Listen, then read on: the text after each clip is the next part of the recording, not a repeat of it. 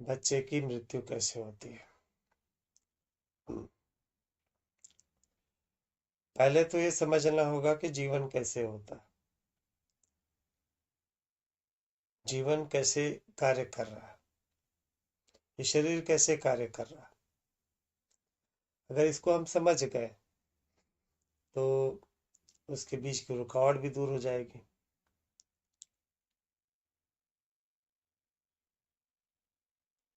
जीवन, ये जो शरीर चलता है उसके हालांकि सारे मुख्य अंग हैं, किंतु मस्तिष्क और हृदय, ये दोनों मुख्य भूमिका निभाते हैं। मस्तिष्क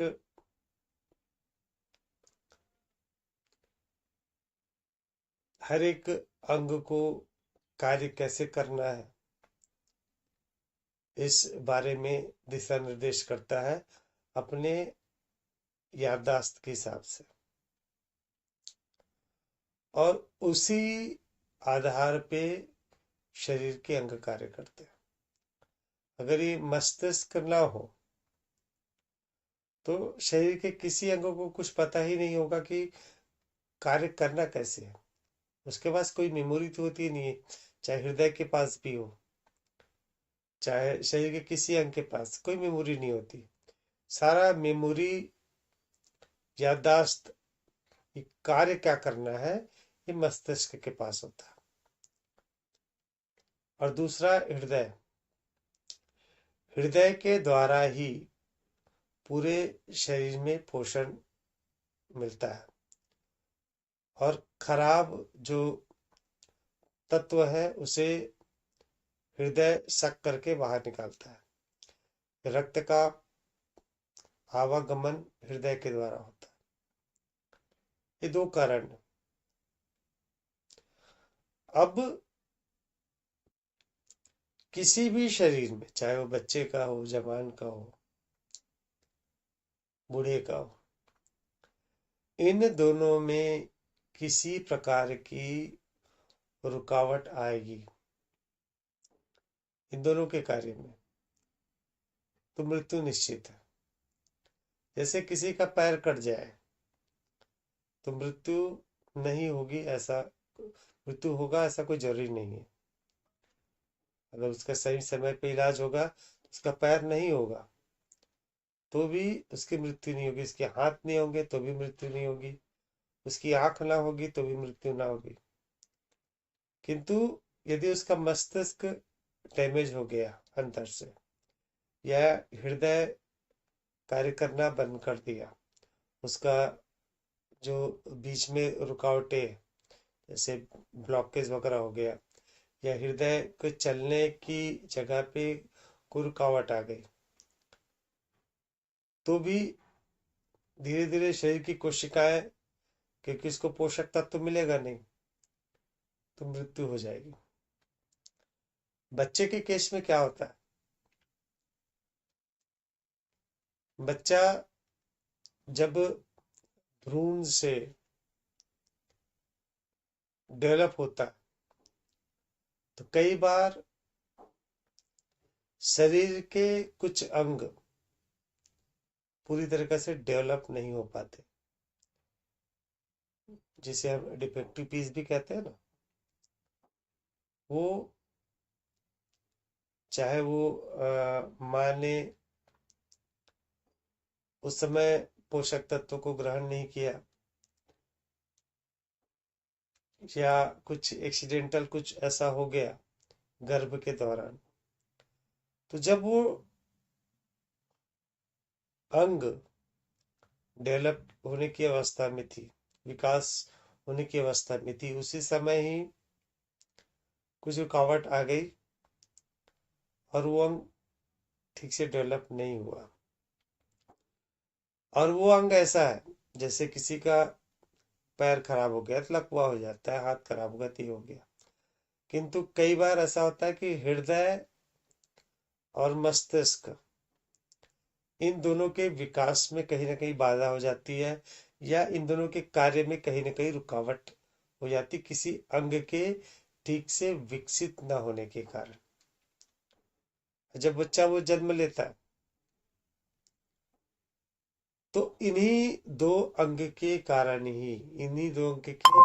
ठीक न कार्य करने के कारण ही उसकी मृत्यु हो जाती है। तो ये दो अंग बहुत महत्वपूर्ण है, हृदय और मस्तिष्क, बहुत ही महत्वपूर्ण। आप अपनी उंगली काट दीजिए, आप जिंदा रहेंगे। हाथ काट दीजिए, जिंदा रहेंगे। यहाँ तक किडनी एक रहेगा, वो भी जिंदा रहेगा। अगर दोनों किडनी चली गई तो भी डायलिसिस पे जिंदा रहेगा। उसके लिए आर्टिफिशियल मशीन आ जाएगी, वो डायलिसिस करते रहेगा और उसके खून को साफ करते रहेगा और वो जिंदा रहेगा। हर 10-15 दिन में करना पड़ेगा डायलिसिस। किंतु हृदय ही कार्य करना बंद कर दे या मस्तिष्क ही कार्य करना बंद कर दे तो निश्चित तौर पे उसकी मृत्यु हो जाएगी। हर एक की मृत्यु होती है, हर एक की मृत्यु होती है। उसका कारण केवल इन दोनों अंगों में से किसी एक अंग का कार्य करना बंद होता है। इन दोनों के फेलवर से ही होता है। तो ये तो शरीर, चाहे वो बच्चे का हो, चाहे जवान का हो, चाहे बूढ़े का हो, अगर ये दोनों अंग सही सलामत है फिर कुछ भी ना होगा। चाहे वो बच्चे का हो, चाहे इसका हो। तो ये तो केवल मतलब ये मान के चलिए कि फिजिकल रूप से हो रहा है, शरीर के रूप से। जैसे हम एक देखते हैं नया एकदम कार है, एकदम नया कार, उसमें अगर इंजन नहीं है या इंजन खराब है, वो कार चलेगा ही नहीं, एकदम ब्रांड न्यू है, क्योंकि इंजन मेन है उसका। वैसे ही है ये दोनों, इसमें कोई आश्चर्य की बात नहीं। क्या है, हम लोगों को ये बता दिया गया है कि कोई दूसरा आके पूरा हिसाब किताब रखता है। यमराज वगैरह की, यमदूत वगैरह आते हैं। अब आप सोचिए, हिसाब लगाइएगा। तो यमदूत आते हैं, ठीक है। पृथ्वी की जनसंख्या 800 करोड़, अभी 900 करोड़ हो जाएगा। उसके अलावा अनगिनत कीड़े मकोड़े, पशु है, पक्षी है, अनगिनत समुद्र में भी है। मतलब मान के चलो कि अगर पूरे को हिसाब लगाए, मोटा मोटी अंदाज से ऐसे ही बोल रहा हूँ, कम से कम 10 लाख करोड़ के आसपास हो। क्या पृथ्वी की बात है। और 2 यमदूत एपाइट करना होगा तो उसके लिए 20 लाख करोड़ यमदूत क्या पृथ्वी के लिए लगेंगे। पेड़ पौधे को तो बात छोड़ दीजिए। और हमारा जो सौर मंडल है उसमें 9 ग्रह बताए जाते हैं। अब किसमें कितने जीव हैं अभी तो विज्ञान खोज रहा है। अब ये सौर मंडल जो है, आकाश गंगा, हमारा मिल्की वे, ऐसे ऐसे अरबों सौर मंडल है। असंख्य तारे, जो तारे दिखलाई दे रहे हैं ना, वो हमारी आकाश गंगा का हम कुछ ही प्रतिशत देख पाते हैं।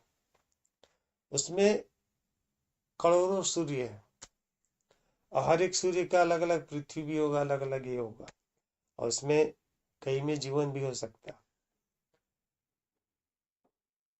और ये जो मिल्की वे है,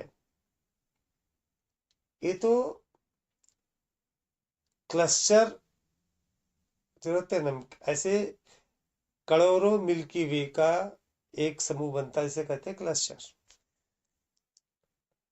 और ऐसे अरबों करोड़ों क्लस्टर से बनता है सुपर क्लस्टर। ऐसे करोड़ों सुपर क्लस्टर से बनता है यूनिवर्स। अब ऐसे असंख्य यूनिवर्स है। तो आप पृथ्वी के लिए अगर अपॉइंट करेंगे यमदूत को, तो उसमें ही कम से कम 20 लाख करोड़ के आसपास हो जाएगा, 2 यमदूत के हिसाब से। अगर एक भी लोगे तो 10-15 लाख करोड़ तो यमदूत के पृथ्वी के लिए लगेगा। और पृथ्वी तो इस यूनिवर्स के आगे एक रेत के कण के बराबर नहीं है। रेत के कण के बराबर तो हमारा मिल्की वे है, हमारी आकाश गंगा, जिसमें करोड़ों सूर्य है। तो सोचिए कि जितने ब्रह्मांड में है ना, इतना बड़ा ब्रह्मांड, उससे असंख्य तो यमदूत रखना पड़ेगा। अब यमदूत के लिए अलग से घर वर बनाना पड़ेगा ना, ऐसे रहेंगे थोड़ी ना। उसके लिए घर भी बनाना पड़ेगा, उसके लिए लोग वगैरह बनाने पड़ेंगे, सबके लिए यूनिफॉर्म ड्रेस वगैरह लगेगा, जो अपन देखते हैं ना, वो सींग वाले ड्रेस और मुकुट वगैरह पहने हुए। तो वो सब में भी बहुत खर्चा रहेगा, कौन हिसाब किताब करेगा? और सबका हिसाब किताब करने के लिए अलग से हर एक का, एक पृथ्वी, एक एक आदमी का हिसाब करना है ना। एक आदमी के पूरे जीवन का हिसाब करना है, 80 साल का, तो एक आदमी लगेगा हिसाब करने वाला। फिर उसके पाप पुण्य का डेली का हिसाब करना, उसके लिए भी कितने सारे मशीनरी लगेंगे। आप सोच सकते हो, जो हम कल्पना करते हैं या हम जो सुनते हैं, हमारी मान्यताएं हैं, उस मान्यताओं के लिए ब्रह्म, अगर परमात्मा अलग से है बनाने वाला, तो उसके लिए तो इस सिस्टम को बनाने, इस सिस्टम को चलाने के लिए ही एक असंख्य आदमी की जरूरत पड़ेगी। उस असंख्य आदमी के लिए भी एक अलग से ब्रह्मांड होगा। और उस ब्रह्मांड में असंख्य आदमी होंगे, उसको चलाने के लिए एक असंख्य ब्रह्मांड क्या सकता है? That is possible. इन मान्यताओं का कोई आधार ही नहीं है, कोई आधार नहीं है। ये सब डेवलप हुए, ये शरीर भी डेवलप हुआ है, ये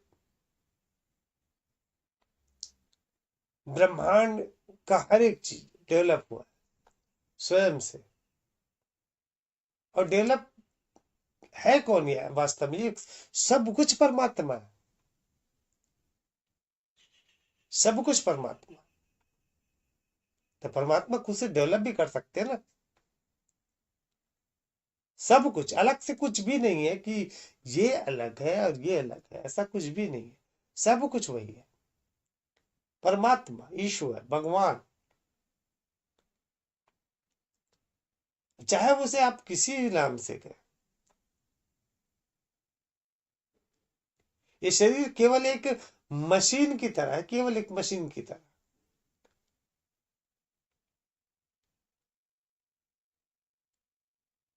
आप बड़ा सा टीवी ले आइए, बड़ा सा टीवी, इतना बड़ा टीवी है, 75 इंच का टीवी है, ठीक है। उसमें एक आईसी आता है, छोटा सा कोई आईसी रहेगा, जो इंच के बराबर नहीं होगा। उस आईसी को निकाल दो, टीवी चलेगा ही। वो आईसी खराब हो गया, इतना बड़ा टीवी आपका चलेगा ही नहीं। सोचो, इतना बड़ा ट्रक, इतने सारे बनते हैं ना, ट्रक और कार बन रहा है, अभी बनना कम हो गए थे। कंडक्टर बनता है, सेमी कंडक्टर, उसकी सप्लाई रुक गई थी, बहुत छोटा सा प्रोडक्शन ही बंद हो गया था उसके बगैर। कार कितनी बड़ी, ट्रक कितना बड़ा है, और छोटा सा सेमी कंडक्टर के नाम से रुक गया। वैसे ही शरीर है,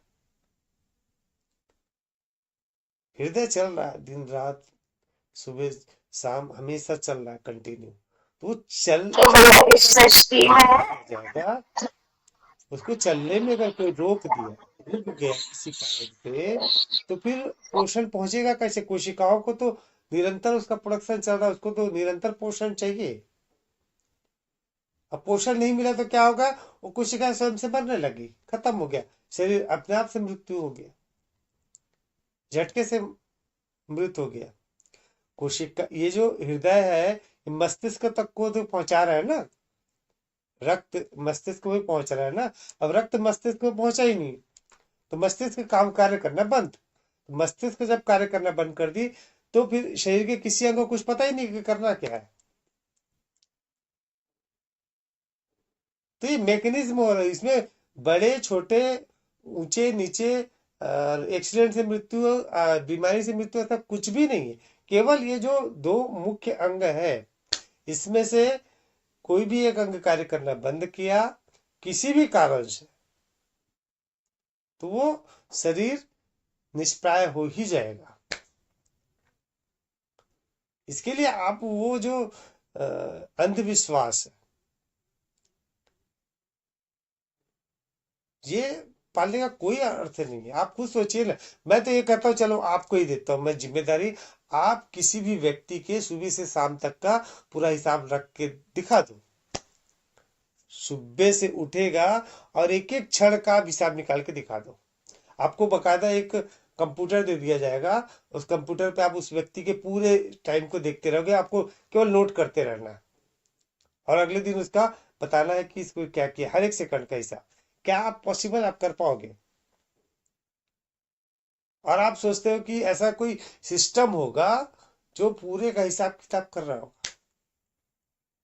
ये तो जब उसका जन्म होता है ना मनुष्य का, उसी समय जो शरीर विकसित होता है, अंग विकसित होते हैं, उसी समय से इसका निर्धारण हो जाता है कि भाई ये इतना डेवलप हुआ है, तो ये मान के चलो इसका तो जीवन इतने में ही चला जाएगा। इसीलिए कहा जाता है कि माँ को जब गर्भ में हो तो अच्छा खिलाना पिलाना चाहिए, उसको चिंता मुक्त करना चाहिए, उसको खुशहाल रखना चाहिए। क्यों? उससे इधर डेवलप हो रहा है, विकास हो रहा है अंग का, शरीर के अंग का। और उस दरमियान अगर कुछ ऐसा हुआ, तो निश्चित तौर पे वो बच्चा वीक होगा ही होगा। तो इससे वो में किसी हमारी जो मान्यता है उसका कोई संबंध नहीं। निश्चित मानिए, ये केवल और केवल हमको भ्रम में डालना। आप हिसाब लगाओगे ना, तो ये सब का प्रश्न करोगे, तो वो आपके ऊपर उंगली उठा देंगे कि आप धर्म के विरुद्ध जा रहे हो।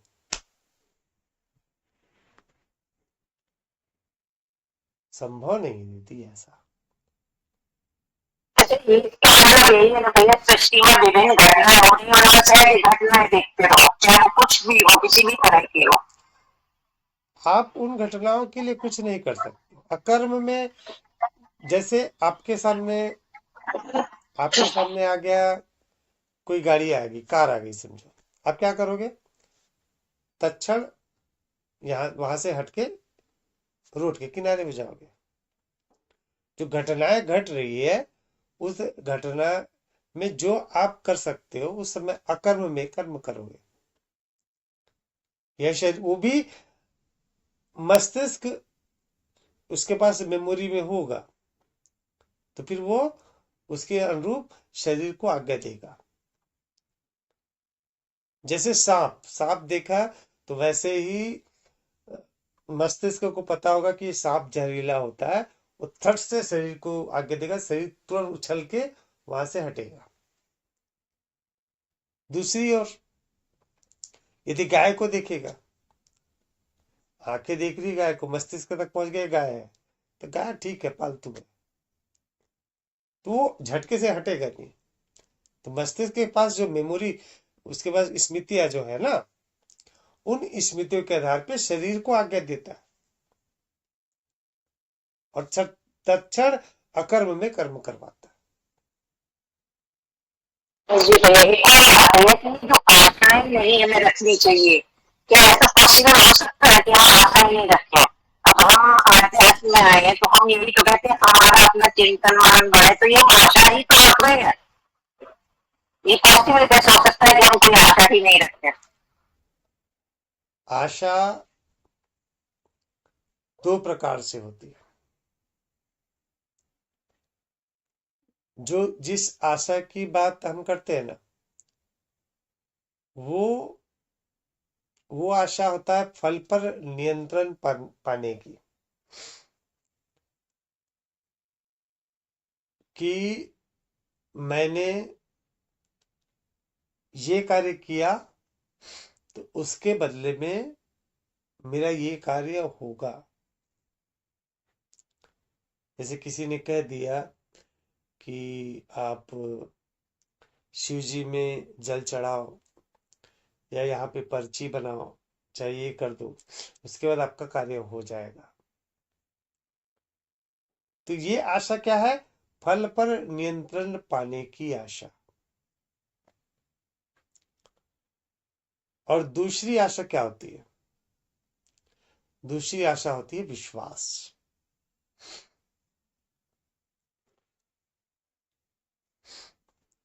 एक ऋषि थे, एक पेड़ के नीचे पे, नीम के पेड़ के नीचे एक पैर में खड़े होकर तपस्या कर रहे थे। कहानी है। नारद जी वहीं से गुजरे, तो उन्होंने नारद जी को देखा, बुलाया, प्रणाम किया। ब्रह्म ब्रह्म ऋषि आप कहाँ जा रहे हैं? बोले मैं विष्णु लोक जा रहा हूं। तो ऋषि रोते रोते बोले कि मेरे को यहाँ पे तपस्या करते हुए एक पैर में खड़े होकर करीबन 20-30 वर्ष हो गए।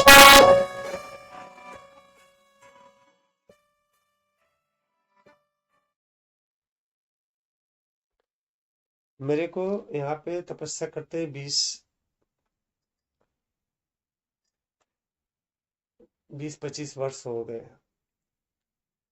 भगवान मुझे दर्शन कब देंगे? कृपया पूछ लीजिएगा।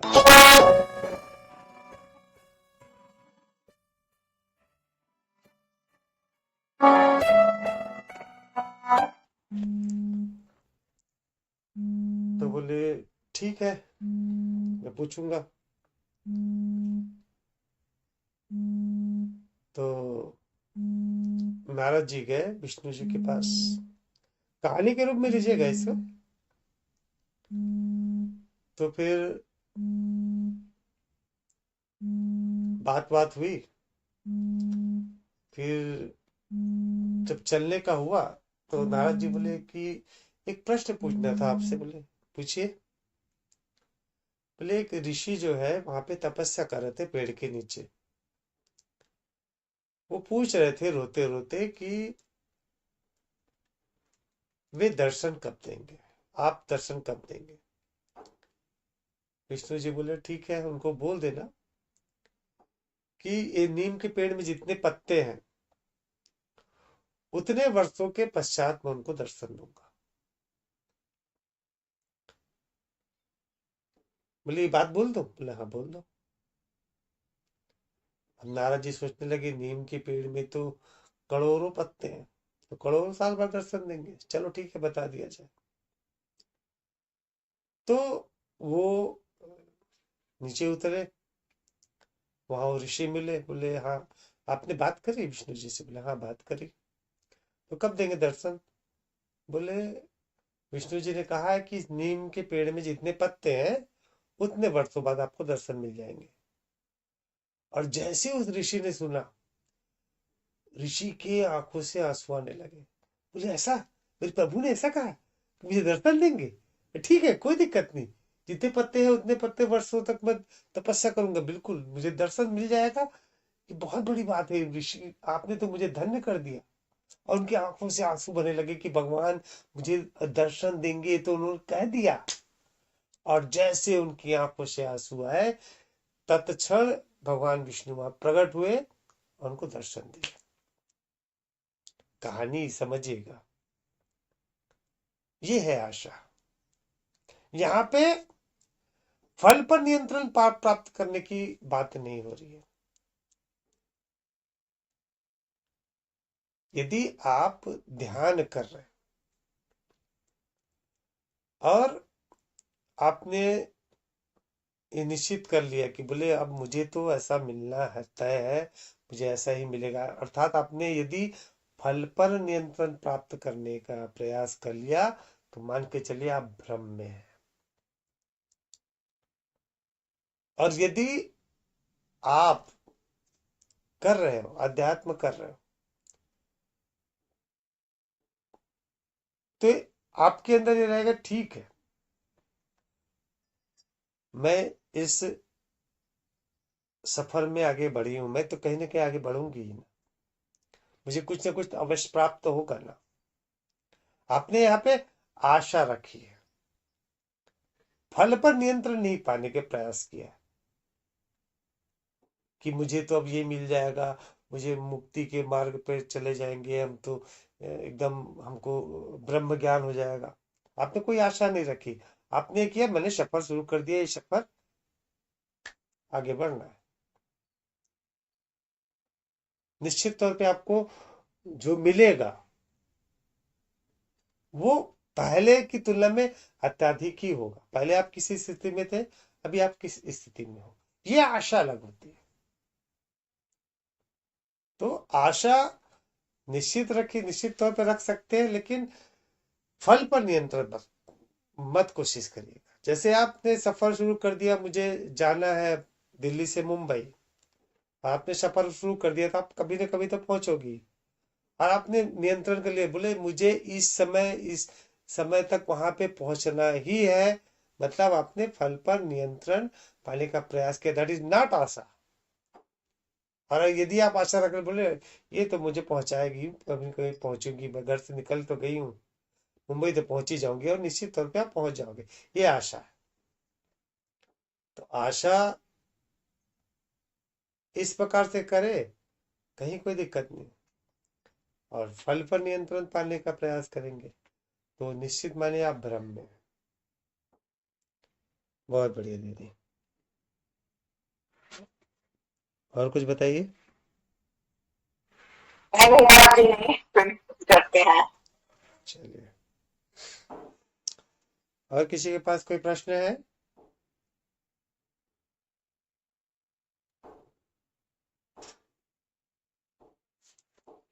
रत्ना दीदी, जी भैया। कोई प्रश्न नहीं आपके पास? भैया मुझे मेरे समझ में जिन मतलब मेरे पास इस चीज का अनुभव है। पहले क्या था भैया, मतलब अभी शादी की बात तो नहीं कह सकती, लेकिन शादी के पहले मैं कोई भी काम करती थी, मेरे मन में कोई ऐसा चीज रहती नहीं थी, बस मुझे करना खुशी खुशी में होती थी भैया। और मुझे अच्छा भी लगता था, लेकिन जो आशा वाली अपेक्षा वाली बात थी ना, ये मेरे मन में थी ही नहीं आशा अपेक्षा। तो उस समय वो काम करने के समय पे कितना अपन आनंदित रहते हैं, उस चीज का मुझे अनुभव है भैया। तो इसीलिए वो है कि आशा अपेक्षा किसी से भी नहीं करनी चाहिए थी आपको। आनंदित रहना, खुश रहना, अपने मजे में रहना है, तो ये मेरे पास अनुभव है भैया, लेकिन ये चीज थोड़ी सी मेरे में अब कम हो रही है। लेकिन उसका अनुभव है भैया मेरे पास में। अभी फिलहाल तो भैया कोई प्रश्न नहीं। जीवन अपने आप से घट रहा है, अकर्म में कर्म करते चले हम सभी,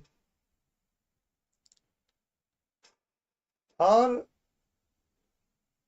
सब कुछ वही है, सब कुछ परमात्मा ही है, सब कुछ ईश्वर ही है। चाहे आप किसी भी इष्ट देव को मार रहे हैं, किसी को भी मार रहे हैं, राम कहे तो भी वही, कृष्ण कहे तो भी वही, स्वयं को कहे तो भी वही, पेड़ को कहे तो भी वही, चाहे आप गोवर्धन पर्वत की पूजा करें तो भी वही है, चाहे पत्थर की भी पूजा करें वही है, सब कुछ वही है,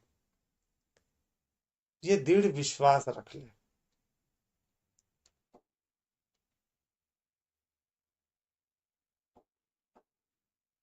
उसके अलावा कुछ भी नहीं, भक्ति स्वयं से ही जागृत हो जाएगी। हमारे साथ दिक्कत क्या होती है पता है, हम सब के साथ, हम मानते तो है इष्ट को अवश्य कि सब कुछ वही है, किंतु इसे जीवन में अप्लाई नहीं करते। मैं अलग हूं, ईश्वर अलग है, वो व्यक्ति अलग, वो व्यक्ति अलग है, कहते भले ही है सब कुछ शिव है, सब कुछ कृष्ण है, सब कुछ राम है, या अल्लाह ही सब कुछ है, ये कहते हैं अवश्य। किंतु जब बारी आती है तो ये व्यक्ति अलग है, मैं अलग हूं, ये व्यक्ति अलग है। अगर वो एक ही है, सब अगर शिव आप मानते हैं तो सब शिव ही है, तो फिर आपका अस्तित्व कहाँ से आ जाएगा अलग से, या वो व्यक्ति अलग कैसे हो गया, उसके साथ आपके अंदर द्वेष भावना, ईर्ष्या भावना कहाँ से आ गई? क्योंकि आपने केवल मुंह से बोल तो दिया है सब कुछ शिव है, ये सब कुछ साई है, सब कुछ कृष्ण है, बोल तो दिया, लेकिन अपने जीवन में उतारा नहीं। कथनी और कहनी में अंतर इसी को कहा जाता है। और जब वास्तव में जानने लग जाएंगे सब कुछ वही है, यही तो है आत्मज्ञान। और आत्मज्ञान अलग क्या है? मीरा डूबी कृष्ण के भक्ति में, तो उन्होंने सब कुछ कृष्ण ही मान लिया, सब कुछ, वो जहर भी कृष्ण ही मान लिया, शिवा कृष्ण के कुछ बचा ही नहीं, सब कुछ कृष्ण हो गया।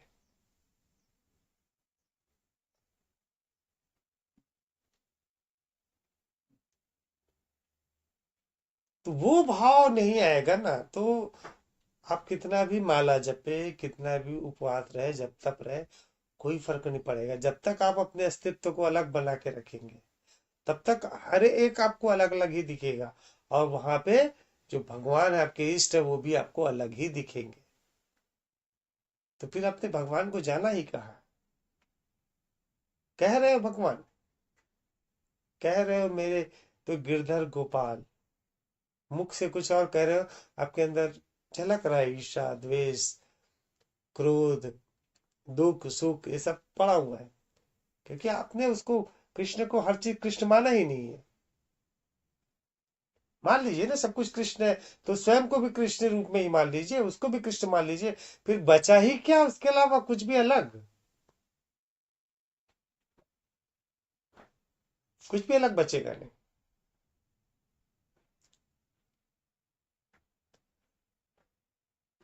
इसीलिए मैं कहता हूं, अगर भक्ति सीखना है तो मीरा को उदाहरण लीजिए, सूरदास, तुलसीदास, इनका उदाहरण लीजिए। तुलसीदास के लिए हर कुछ राम, सब कुछ राम।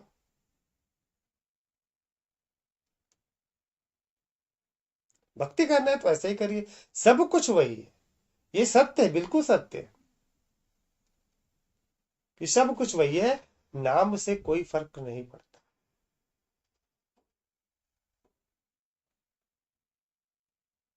अगर आप स्वयं को ही कहते हो कि मैं ईश्वर हूं, बिल्कुल कह सकते, लेकिन फिर सब कुछ आप ही हो, सब कुछ आप हो, फिर पेड़ पौधे वस्तु, मनुष्य, सब कुछ आप हो जाओ। फिर आप स्वयं के लिए जो व्यवहार रखते हो, सबके लिए रखो। जो प्रेम स्वयं से करते हो, सबके लिए वही प्रेम रहे, कोई क्रोध ना रहे, कोई ईर्ष्या देश कुछ भी ना बाकी रहे, आप हो गए भाई। जिस वस्तु की तरफ आप देख रहे हो, जिस चीज की तरफ आप सोचते हो, सब कुछ वास्तव में वही है। चाहे आप किसी भी एंगल से पकड़ो, कान इधर से पकड़ो, चाहे कान इधर से पकड़ो, कोई फर्क नहीं पड़ता। भैया, जी। यदि हम किसी भी इष्ट मतलब कोई किसी भी इष्ट को मानते हैं या खुद को सर्वेश्वर मानते हैं, तो कर्ता भाव तो खत्म होना चाहिए, क्योंकि घटनाएं जो अपने आप घटती हैं, तो हम खुद को भी अपना सब कुछ मानते हैं, हम ही परमात्मा मानते, तब भी कर्ता भाव नहीं आना चाहिए, क्योंकि घटनाएं तो अपने आप ही घट रही हैं, हम तो कुछ कर ही नहीं रहे हैं। इसका तो ये मतलब होता है ना भैया?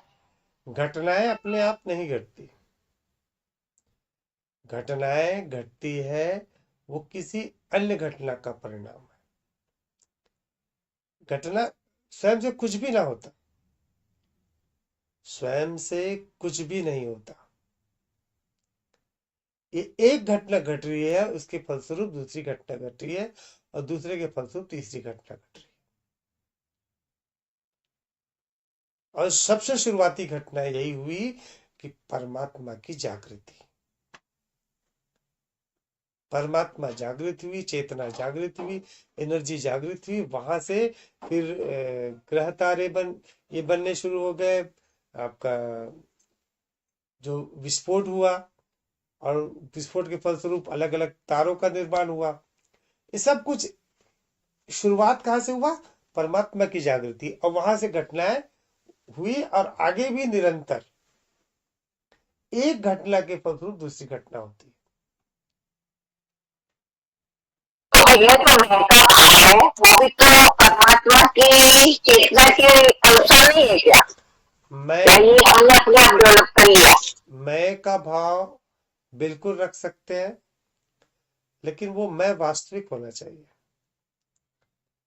देखिए दीदी, यदि आपका नाम अजय है, ठीक है, और आप ये सोचते हो कि मैं अजय ही सब कुछ कर रहा हूं, बोले ठीक है, बिल्कुल ठीक है। ये अजय का अस्तित्व कब तक है? जब तक ये शरीर है।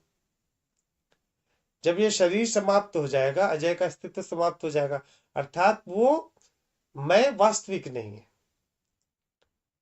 और जो मैं है, जो चेतना है, वो सदैव रहने वाली है।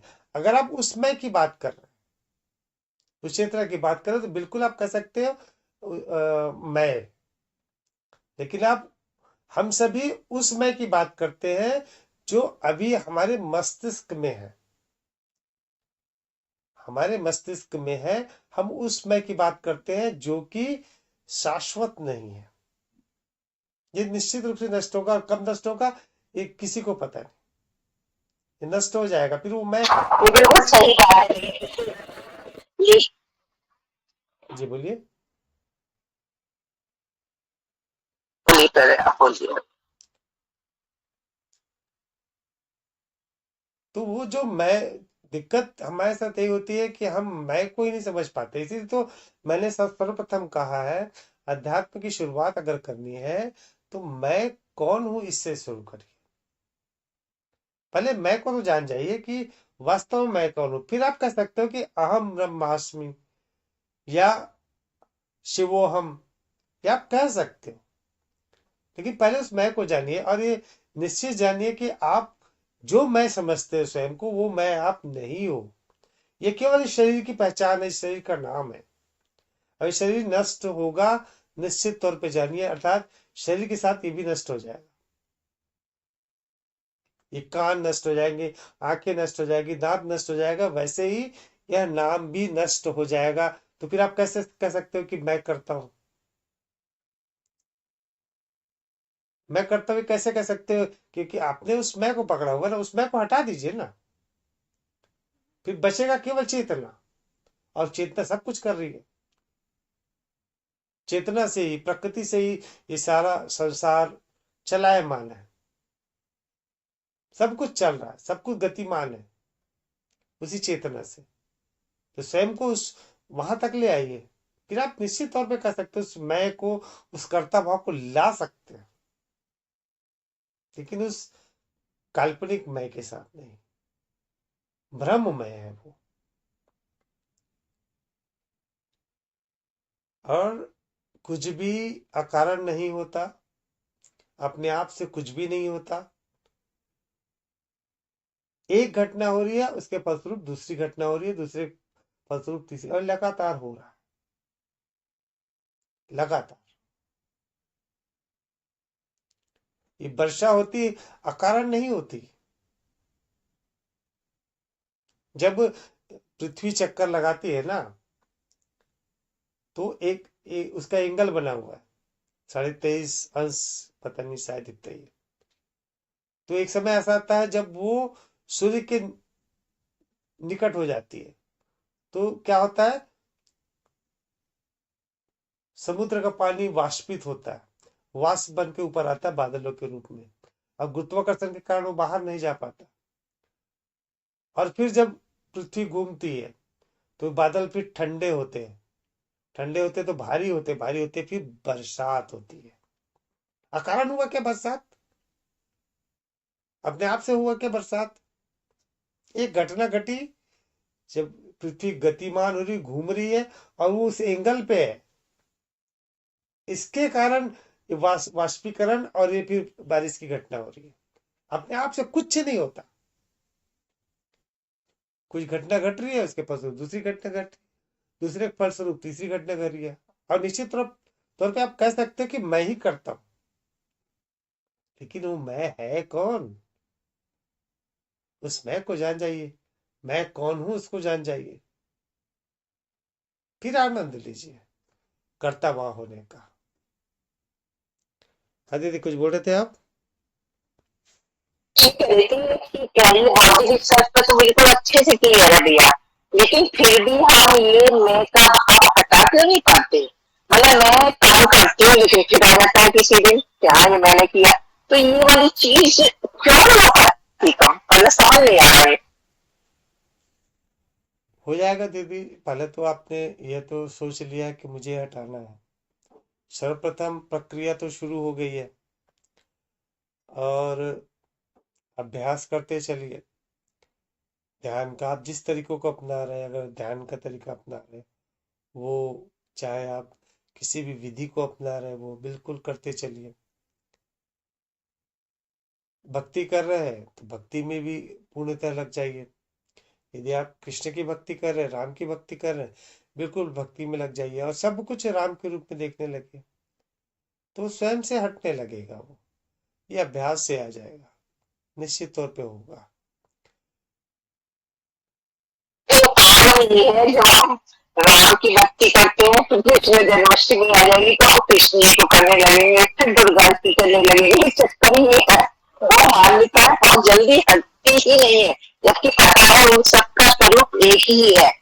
ये अच्छे से पता है, और फिर भी अभी देखिए, ये जो है अपना आश्रम बनेगा ना, पता नहीं कब बनेगा, जब भी बनेगा तो आप लोग बिल्कुल इनवाइट रहेंगे। तो समय निकाल के आइएगा, 2 दिन 4 दिन 5 दिन।